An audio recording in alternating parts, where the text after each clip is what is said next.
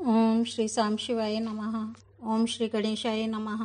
श्री शिव महापुराण में रुद्र संहिता सती खंड का 32वां अध्याय प्रारंभ करते हैं। सती के दग्ध होने का समाचार सुनकर कुपित हुए शिव का अपनी जटा से वीरभद्र और महाकाली को प्रकट करके उन्हें यज्ञ विध्वंस करने की आज्ञा देना। नारद जी बोले, हे ब्राह्मण, आकाशवाणी को सुनकर अज्ञानी दक्ष ने क्या किया तथा अन्य उपस्थित लोगों ने क्या किया और उसके बाद क्या हुआ, इसे बताइए। हे महामते, भृगु जी के मंत्र बल से पराजित होकर शिवजी के गणों ने क्या किया तथा वे कहाँ गए, यह सब आप मुझसे कहिए। ब्रह्मा जी बोले, हे नारद, आकाशवाणी सुनकर समस्त देवता आदि आश्चर्यचकित हो गए। वे मोहित होकर जहाँ तहाँ खड़े हो गए और कुछ भी न बोल सके। भृगु जी के मंत्र बल से जो वीर शिवगण बच गए थे, वे भागते हुए शिव की शरण में गए। वे महातेजस्वी शिवजी को आदरपूर्वक प्रणाम करके जो चरित्र हुआ था वह सब बताने लगे। गण बोले, हे देवदेव, हे महादेव, शरण में आए हुए हम लोगों की रक्षा कीजिए, और हे नाथ, आदरपूर्वक सती जी का चरित्र विस्तार से सुनिए। हे महेश्वर, अभिमान से युक्त दुरात्मा दक्ष ने तथा देवताओं ने सती का अपमान तथा अनादर किया। महाअभिमानी दुष्ट दक्ष ने अपने यज्ञ में आपको भाग नहीं दिया, देवताओं को भाग दिया, किंतु आपके विषय में उच्च स्वर से दुर्वचन भी कहा। हे प्रभु, उसके बाद यज्ञ में आपका भाग न देखकर सती जी कुपित हो गईं और उन्होंने अपने पिता की बार बार निंदा करके योग मार्ग का अवलंबन कर अपने शरीर को भस्म कर लिया। यह देखकर 10,000 गण लज्जावश शस्त्रों से अपने अंगों को काटकर वहीं मर गए। बचे हुए हम लोग दक्ष पर कुपित हो उठे।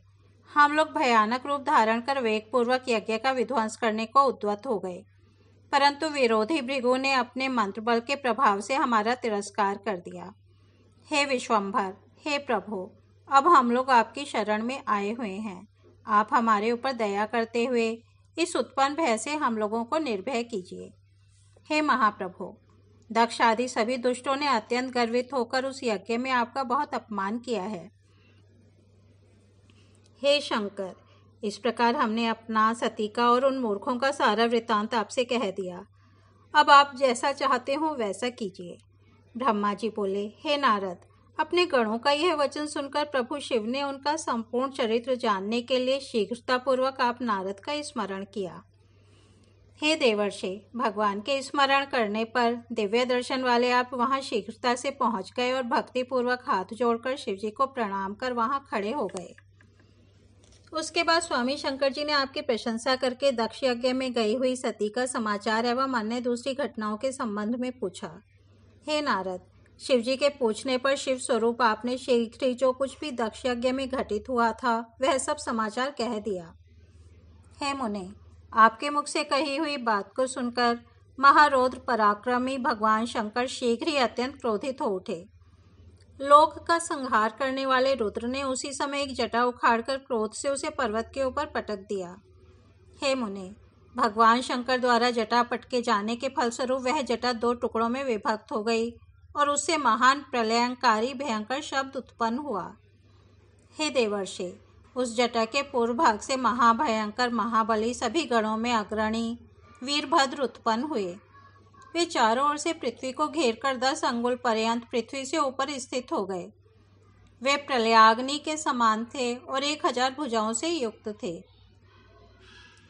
उन महारुद्र महेश्वर के क्रोधयुक्त निःश्वास से 100 प्रकार के ज्वर तथा 13 सन्निपात उत्पन्न हुए। हे तात, उस जटा के दूसरे भाग से महाकाली उत्पन्न हुई, जो बड़ी भयंकर थीं और करोड़ों भूतों से घिरी हुई थीं। मूर्तिधारी वे सभी ज्वर क्रूर तथा संसार को भयभीत करने वाले थे और अपने तेज से ऐसे प्रज्वलित हो रहे थे मानो सबको जला देंगे। तदनंतर वाक्य विशारद महावीर वीरभद्र हाथ जोड़कर शिवजी को प्रणाम करके कहने लगे। वीरभद्र बोले, हे महारुद्र, हे महारौद्र, सूर्य, सोम तथा अग्नि रूप नेत्र वाले हे प्रभु, मैं कौन सा कार्य करूं, शीघ्र ही आज्ञा प्रदान कीजिए। हे ईशान, क्या मैं आधे ही क्षण में समुद्रों को सुखा दूं, अथवा हे ईशान, क्या आधे ही क्षण में पर्वतों को चूर चूर कर दूं, अथवा हे हर, क्या मैं क्षण भर में सारे ब्रह्मांड को भस्म कर दूं, अथवा क्या मैं क्षण भर में देवताओं एवं मुनीश्वरों को भस्म कर दूं? अथवा हे शंकर, क्या मैं सभी लोगों का श्वास रोक दूं? अथवा हे ईशान, क्या मैं संपूर्ण प्राणियों का विनाश कर डालूं? हे महेश्वर, आपकी कृपा से कोई भी कार्य ऐसा नहीं है जो मैं न कर सकूं। पराक्रम में मेरे समान ना तो कोई हुआ है और ना तो होगा। हे प्रभु, आप मुझे जिस कार्य के लिए जहां भी भेजेंगे, मैं आपकी कृपा से उस कार्य को शीघ्र ही सिद्ध करूंगा। हे हर, आप शिव की आज्ञा से शूद्रजन भी इस संसार सागर को पार कर जाते हैं, तो क्या मैं इस महान विपत्ति रूपी समुद्र को पार करने में समर्थ नहीं हो सकता? हे शंकर, आपके द्वारा भेजे गए तृण से भी क्षण मात्र में ही बिना प्रयत्न के बहुत बड़ा कार्य किया जा सकता है, इसमें संशय नहीं है। हे शंभो, यद्यपि सारा कार्य आपके लीला मात्र से ही सिद्ध हो सकता है, फिर भी यदि आप मुझे भेज दें तो यह आपकी बहुत बड़ी कृपा होगी। हे शंभो, हे शंकर, आपकी कृपा से मुझ में ऐसी शक्ति है जैसी कि आपकी कृपा के बिना अन्य किसी में भी नहीं हो सकती। आपकी कृपा के बिना कोई एक तृण भी हिलाने में समर्थ नहीं है, यह सत्य है, इसमें संदेह नहीं है। हे शंभो, हे महेश्वर, सभी देवता आपके नियंत्रण में हैं। उसी प्रकार मैं भी समस्त प्राणियों के नियामक आपके नियंत्रण में ही हूँ। हे महादेव, मैं आपको प्रणाम करता हूँ, मैं बारंबार प्रणाम करता हूँ। हे हर, आज मुझे अपनी इष्ट सिद्धि के लिए आप शीघ्र ही भेजिए। हे शंभो, मेरे दाहिने अंगों में बार बार स्पंदन हो रहा है। हे प्रभु, आज मेरी विजय होगी, अतः आप मुझे भेजिए। हे शंभो, इस समय मुझे विशेष हर्ष तथा उत्साह हो रहा है और मेरा मन आपके चरण कमल में लगा हुआ है, अतः पग पग पर मेरे लिए शुभ परिणाम का विस्तार होगा।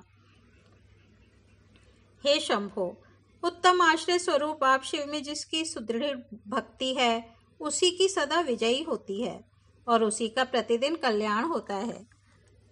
ब्रह्मा जी बोले, हे नारद, उनके द्वारा कहे गए इस वचन को सुनकर मंगलापति सदाशिव अत्यंत प्रसन्न हो गए और हे वीरभद्र, तुम्हारी जय हो यह आशीर्वाद देकर उनसे पुनः कहने लगे। महेश्वर बोले, हे तात, हे वीरभद्र, शांत मन से मेरी बात सुनो और शीघ्र ही प्रयत्न पूर्वक उस कार्य को करो जिससे मुझे प्रसन्नता हो। इस समय ब्रह्मा का पुत्र दक्ष यज्ञ करने के लिए तत्पर है। वह महाअभिमानी, दुष्ट तथा अज्ञानी विशेष रूप से मेरा विरोध कर रहा है। हे गणश्रेष्ठ, तुम यज्ञ को तथा यज्ञ में सम्मिलित सभी को भस्म करके शीघ्र ही मेरे स्थान को पुनः लौट आओ। देवता, गंधर्व, यक्ष अथवा अन्य कोई भी जो वहां हो, उन्हें आज ही शीघ्र सहसा भस्म कर डालना। वहां ब्रह्मा, विष्णु, इंद्र, यम कोई भी हो, तुम उन सबको प्रयत्न पूर्वक आज ही गिरा दो। देवता, गंधर्व, यक्ष अथवा अन्य कोई भी जो वहां हो, उन्हें आज ही शीघ्र सहसा भस्म कर डालना। दधीची की दिलाई हुई मेरी शपथ का उल्लंघन करके जो भी वहां ठहरे हुए हैं, उन्हें निश्चय ही तुम प्रयत्न पूर्वक जला देना।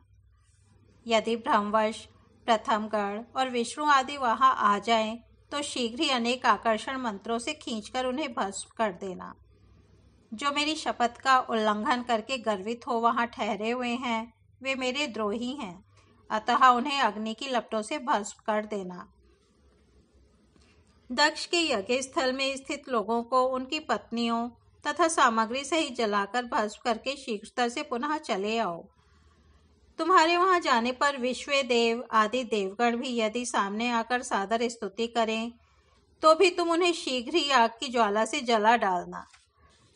इस प्रकार जो भी मुझसे द्रोह करने वाले देवतागण वहां उपस्थित हों, उन्हें शीघ्र ही अग्नि की ज्वाला में जलाकर मेरे समीप लौट आना। मंत्र पालक समझकर उनकी उपेक्षा कदापि न करना। हे वीर, पत्नियों तथा बंधुओं सहित वहां उपस्थित दक्ष आदि सभी को लीला पूर्वक भस्म करने के बाद ही तुम जल ग्रहण करना, अर्थात कार्य पूर्ण होने के अनंतर ही पूर्ण विश्राम करना। ब्रह्मा जी बोले, वेद मर्यादा का पालन करने वाले काल के भी शत्रु तथा सर्वेश्वर शिवजी ने रोष से आंखें लाल लाल कर महावीर वीरभद्र से इस प्रकार कहकर मौन धारण कर लिया। इस प्रकार श्री शिव महापुराण के अंतर्गत द्वितीय रुद्र संहिता के द्वितीय सती खंड में वीरभद्र की उत्पत्ति और उन्हें शिव का उपदेश वर्णन नामक 32वां अध्याय पूर्ण हुआ।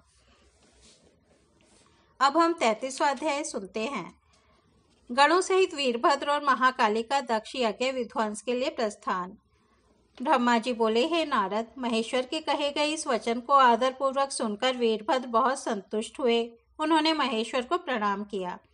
तत्पश्चात त्रिशूलधारी उन देवाधिदेव की आज्ञा को शिरोधार्य करके वीरभद्र वहां से शीघ्र ही दक्ष के यज्ञ की ओर चल पड़े।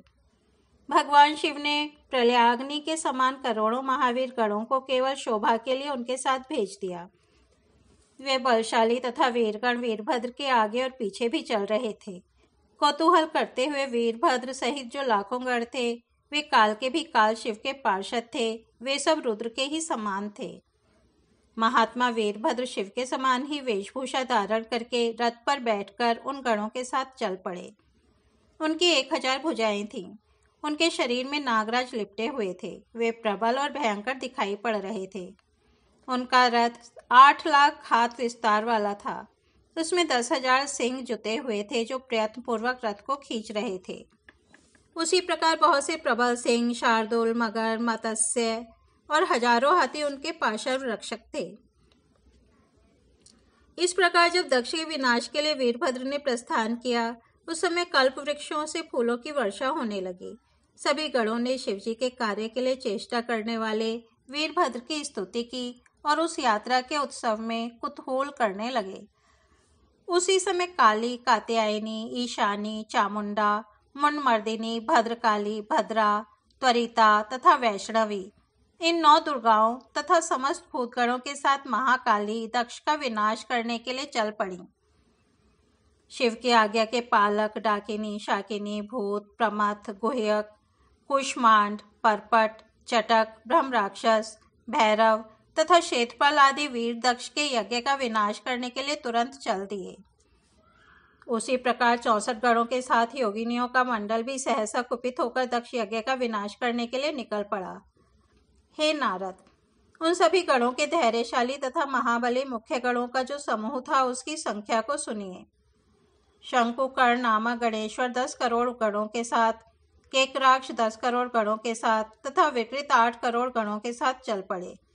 हे तात, हे मुने, विशाख 64 करोड़, पारियात्रिक 9 करोड़, सर्वांकक 6 करोड़, वीर विकृतानंद भी 6 करोड़, गणों में श्रेष्ठ ज्वालकेश 12 करोड़, समद्रजीमान 7 करोड़, दुद्रभ 8 करोड़, कपालीश 5 करोड़, संद्राक 6 करोड़, कोटि और कुंड 1-1 करोड़, गणों में उत्तम विष्टम्भ 64 करोड़ वीरों के साथ, सन्नाद, पिप्पल 1000 करोड़, आवेशन तथा चंद्रतापन 8-8 करोड़, गणाधीश महावेश 1000 करोड़ गणों के साथ, कुंडी 12 करोड़ और गण श्रेष्ठ पर्वतक भी 12 करोड़ गणों के साथ दक्ष यज्ञ का विध्वंस करने के लिए चल पड़े। काल, कालक और महाकाल 100 करोड़ गणों को साथ लेकर दक्ष यज्ञ की ओर चल पड़े। हे तात, अग्निकृत 100 करोड़, अग्निमुख 1 करोड़, आदित्य मूर्धा तथा घनावाह 1-1 करोड़, सन्नाह 100 करोड़, गण कुमुद 1 करोड़, गणेश्वर अमोघ तथा कोकिल 1-1 करोड़ और गणाधीश काष्ठागूढ़, सुकेशी, वृषभ तथा सुमंत्रक 64-64 करोड़ गणों को साथ लेकर चले। हे तात, गणों में श्रेष्ठ काक पादोदर 60 करोड़, गणश्रेष्ठ संतानक 60 करोड़, महाबल तथा पुंगव 9-9 करोड़, गणाधीश मधुपिंग 9 करोड़ और नील तथा पूर्णभद्र 90 करोड़ गणों को साथ लेकर चल पड़े। गणराज चतुर्वक्त्र 100 करोड़ गणों को साथ लेकर चला। हे मुने, गणेश्वर विरूपाक्ष, तालकेतु, षडास्य तथा गणेश्वर पंचास्य 64 करोड़, संवर्तक, स्वयं प्रभु कुलीश, लोकांतक, दीपात्मा, दैत्यांतक एवं शिव के परम प्रिय गण श्रीमान भृंगी, टिटी, अश्नि, भालक और सहस्त्रक 64 करोड़ गणों के साथ चले। महावीर तथा वीरेश्वर वीरभद्र भी शिवजी की आज्ञा से 20 सैकड़ों और हजारों करोड़ गणों से घिरे हुए वहां पहुंचे। वीरभद्र 1000 करोड़ भूतों तथा 3 करोड़ रोमजनित स्वगणों के साथ शीघ्र ही वहां पहुंच गए। उस समय भेरियों की गंभीर ध्वनि होने लगी, शंख बजने लगे, जटाहर मुखों तथा श्रृंगों से अनेक प्रकार के शब्द होने लगे। उस महोत्सव में चित्त को आकर्षित एवं सुखानुभूति उत्पन्न करने वाले बाजों के शब्द चारों ओर व्याप्त हो गए। हे महामुने, सेना सहित महाबली वीरभद्र की उस यात्रा में अनेक प्रकार के सुखदायक शकुन होने लगे।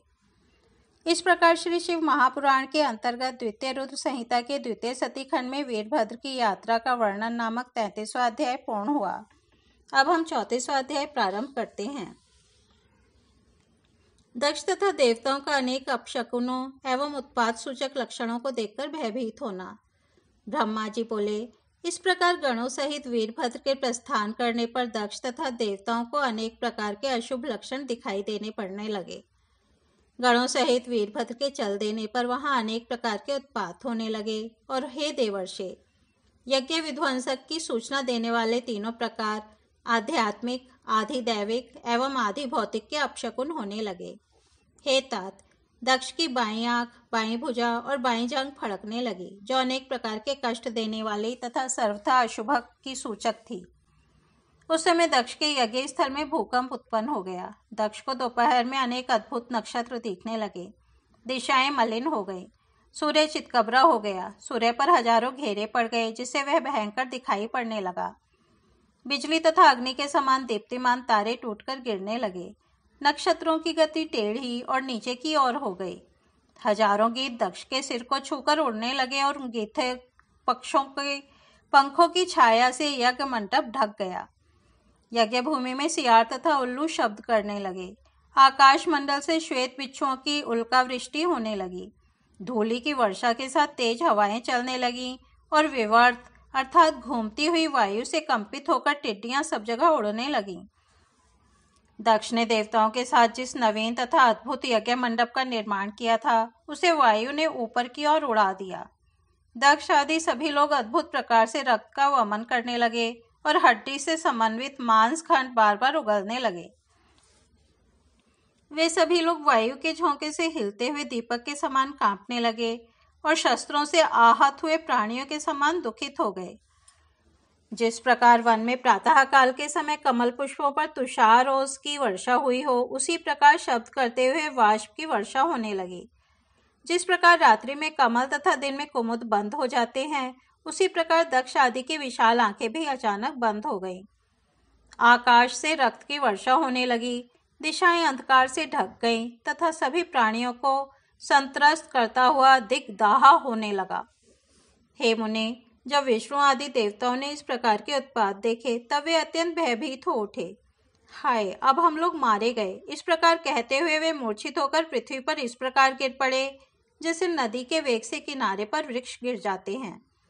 वे पृथ्वी पर इस प्रकार गिरकर अचेत हो जाते थे, जैसे काटने के बाद विषैला सर्प अचेत हो जाता है और कभी गेंद के समान पृथ्वी पर गिरकर पुनः उठ जाते थे। तदनंतर वे ताप से व्याकुल होकर कुररी पक्षी की भांति विलाप करते थे एवं मुक्ति तथा प्रत्युक्ति का शब्द करते हुए रो रहे थे। उस समय विष्णु सहित सभी लोगों की शक्ति कुंठित हो गई और वे आपस में एक दूसरे के समीप कंठ पर्यंत कछुए के समान लौटने लगे। इसी बीच वहां समस्त देवताओं और विशेषकर दक्ष को सुनाते हुए आकाशवाणी हुई। आकाशवाणी बोली, हे दक्ष, तुम्हारे जन्म को धिक्कार है। तुम महामूढ़ और पापात्मा हो। शिवजी के कारण आज तुम्हें महान दुख प्राप्त होगा, जिसका निवारण नहीं हो सकता। यहाँ जो तुम्हारे सहायक मूर्ख देवता उपस्थित हैं, उन्हें भी महान दुख होगा, इसमें संशय नहीं है। ब्रह्मा जी बोले, हे मुने, उस आकाशवाणी को सुनकर और उन उपद्रवों को देखकर दक्ष तथा अन्य देवता आदि भी अत्यंत भयभीत हो उठे। उस समय दक्ष मन ही मन अत्यंत व्याकुल हो कांपने लगे और अपने प्रभु लक्ष्मीपति भगवान विष्णु की शरण में गए। भयभीत तथा बेसुध वे दक्ष उन स्वजन वत्सल देवाधिदेव विष्णु को प्रणाम करके तथा उनकी स्तुति करके कहने लगे। इस प्रकार श्री शिव महापुराण के अंतर्गत द्वितीय रुद्र संहिता के द्वितीय सती खंड में अपशकुन दर्शन नामक 34वां अध्याय पूर्ण हुआ। कल हम 35वां अध्याय सुनेंगे। आज यहीं विराम देते हैं। ओम नमः शिवाय।